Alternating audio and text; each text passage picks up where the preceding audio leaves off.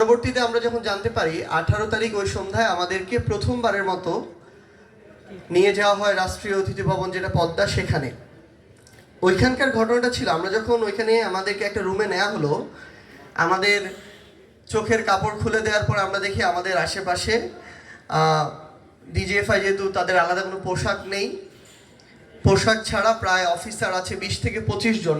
পরবর্তীতে আমরা যখন জানতে পারি যে সেখানে ডিজিএফআই ঢাকা ডেটের কমান্ডার থেকে শুরু করে যত অফিসার আছে, এমনকি স্বয়ং ডিজিএফআই চিফ ওই জায়গায় উপস্থিত ছিলেন আমরা পৌঁছার পূর্বেই, এবং সেখানে নিয়ে যত ধরনের থ্রেট দেয়া যায়, যত ধরনের মানসিক চাপ তৈরি করা যায়, এবং এটা পর্যন্ত যে হয় আমাদেরকে কিছুক্ষণের মধ্যেই তারা কয়েকজন মন্ত্রীকে আসতে বলবে, তাদের সাথে আমাদের কথা বলতে হবে।